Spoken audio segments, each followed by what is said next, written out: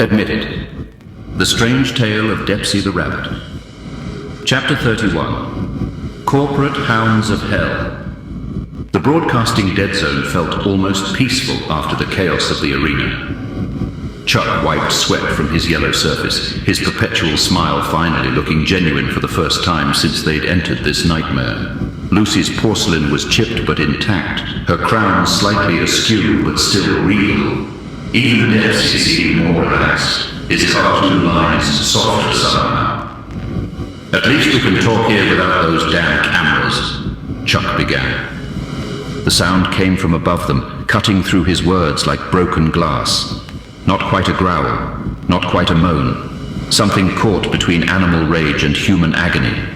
Paper rustled, scattered by clawing movements. Lucy's head snapped upward.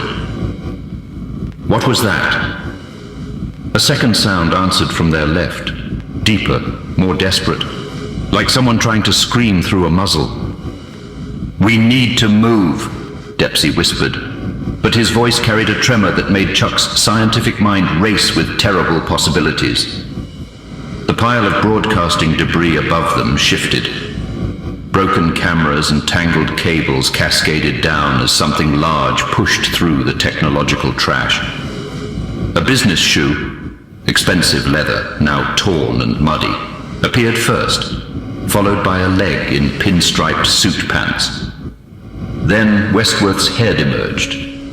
Chuck's cheerful expression froze in horror. The executive's face had been elongated into something between human and hound, his jaws stretched to accommodate rows of teeth that had never been designed for speaking. His eyes, still recognizably Westworth's intelligent brown eyes, stared down at them with an expression of pure torment. His mouth opened, and instead of words, a howl of anguish echoed through the rift landscape. It was the sound of someone who remembered being human, but could no longer access that humanity. "That's..." Lucy whispered. That was Westward." A second figure crashed through the debris pile. Vulture, his normally pristine appearance now a grotesque parody of corporate professionalism. His tie hung like a leash around his elongated neck, and his name tag jangled against what looked disturbingly like a dog collar. His whimpering filled the air, desperate broken sounds that might have been attempts at forming words. Both creatures wore the remnants of their business suits, torn and modified to accommodate their new anatomical requirements. They moved with the coordination of a pack, but their eyes held the desperate intelligence of executives trapped in bodies they couldn't control. The floating broadcasting cameras that had been dormant suddenly sparked to life, their mechanical eyes focusing on the scene with predatory interest. Static filled the air, followed by young voices. Excited, eager, innocent voices speaking words that made Chuck's yellow surface go pale. "Terminate them," squealed what sounded like a 6-year-old girl. "Performance review time!" shouted a man who could have been older than 89. "Restructure their faces!" came another child's voice, bright with the kind of glee usually reserved for social gatherings and parties. Lucy pressed her hand to her mouth in horror. Those are people. Innocent people shouldn't say those words. Westworth let out another tortured howl and began picking his way down the debris pile, his movements still bearing traces of executive precision despite his transformation. Vulture followed, whimpering constantly. Sounds that might have been trying to form apologies or warnings, but emerged only as broken animal noises. "Downsize their organs!" came a cheerful voice that sounded like it should be asking for ice cream. "Synergize their suffering!" added another, with the sing-song quality of a playground chant. Chuck stared at the broadcasting screens in scientific horror. They're talking like executives," Depsey finished, his voice hollow. "Like corporate executives." The corporate hounds reached the bottom of the debris pile and immediately began coordinating their approach with the efficiency of a hostile takeover. Westworth moved to cut off their retreat while Vulture positioned himself to herd them toward the broadcasting cameras. Even transformed into hunting animals, they retained their boardroom tactics.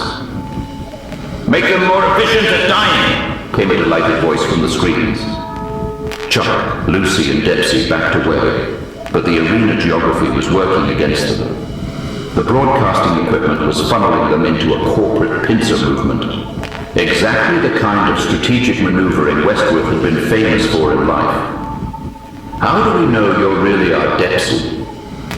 Chuck gasped as they stumbled through the technological debris field. His scientific paranoia was flaring even under the pressure of immediate death. "Because I know that passage behind the broken transmission tower," Depsey shouted back, leading them around a pile of sparking broadcasting equipment. Westworth's agonized howl echoed from above them. He'd climbed onto a mound of broken screens and was tracking their movement with predatory patience. The sound was heartbreaking, like someone trapped inside their own body, watching themselves hunt former colleagues. "Leverage their fear against quarterly projections," a tiny voice commanded with corporate authority no one should possess. Vulture appeared from behind a cluster of cameras, whimpering desperately. For just a moment his eyes met Depsey's, and there was recognition there, and perhaps an attempt at a warning. But then his enhanced programming reasserted itself, and he moved to box them in with professional efficiency. "They're coordinating," Lucy cried, "just like in meetings." "Corporate pack behavior," Chuck panted, "even as dogs." The broadcasting screens were multiplying around them now, each one showing the eager faces of corrupted souls whose eyes held an unnatural hunger. Their young voices continued the corporate terminology assault. Optimize their terror for maximum stakeholder value. Execute a hostile takeover of their will to live. "Daddy, can we fire them from being alive?" A parent's voice could be heard in the background of that last transmission. "That's right, sweetie. Tell them about synergy." The child's response came with the bright enthusiasm of someone who just learned a new word. "Use synergy to make their death more efficient."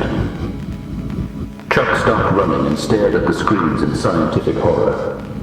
"What kind of monsters are we creating?" Depsey felt his withdrawal symptoms intensifying, his hands shaking not just from the lack of blood money ink, but from the growing understanding of what his 20 years of murders had enabled. Each child's voice was another nail in the coffin of his self-deception. Westworth dropped from his perch with the patience of an executive who knew the quarterly reports were in his favor.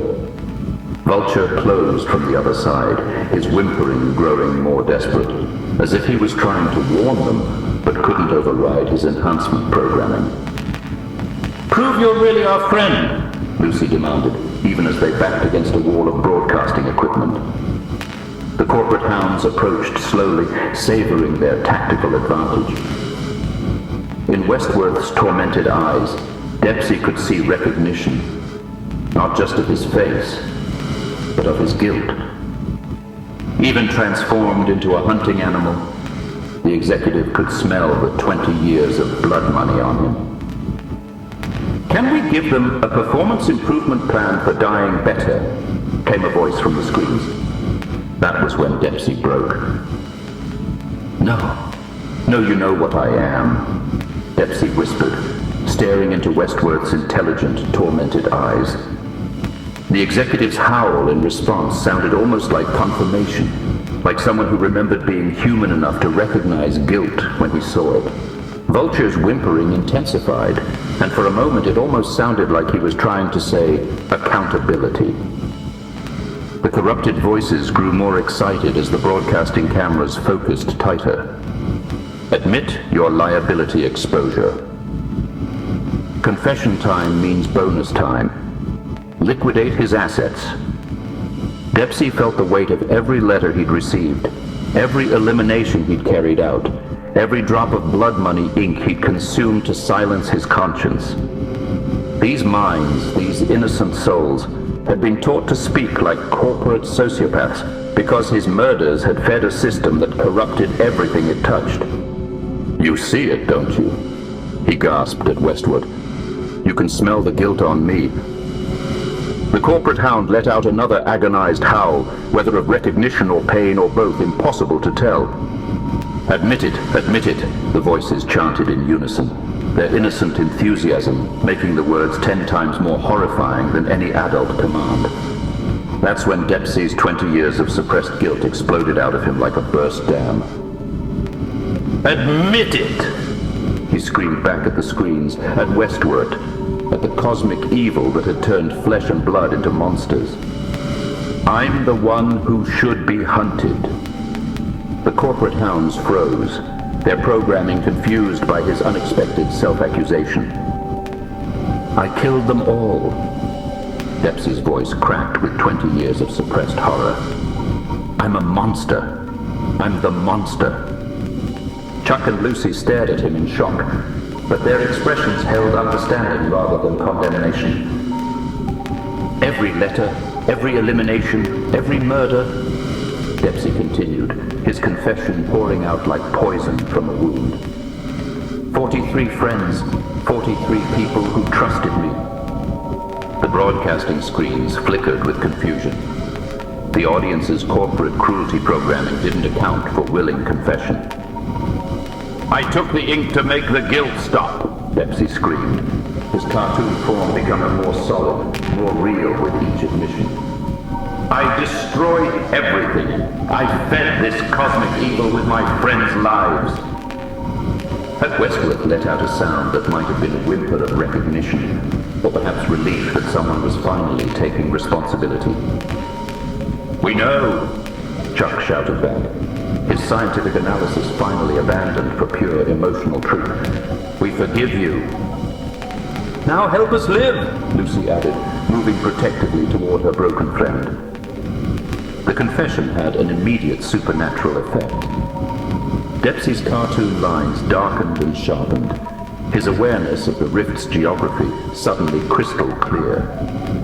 The blood money's supernatural protection was being replaced by something else, the power that came from facing truth instead of hiding from it.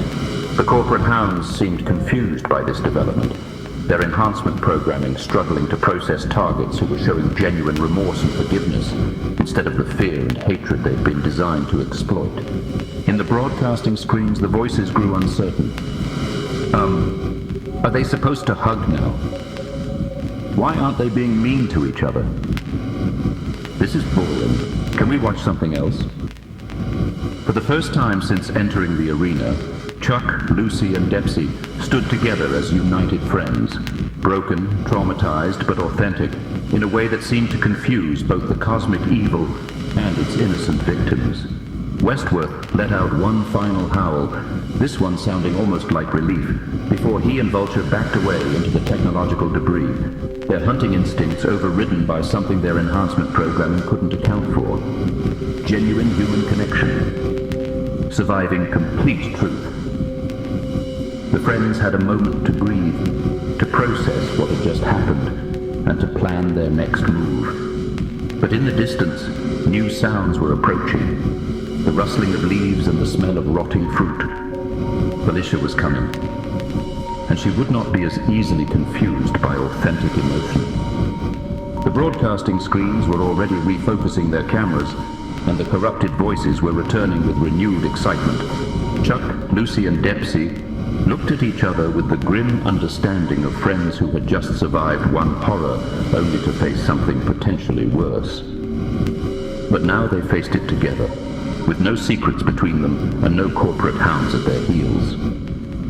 At least not for the moment.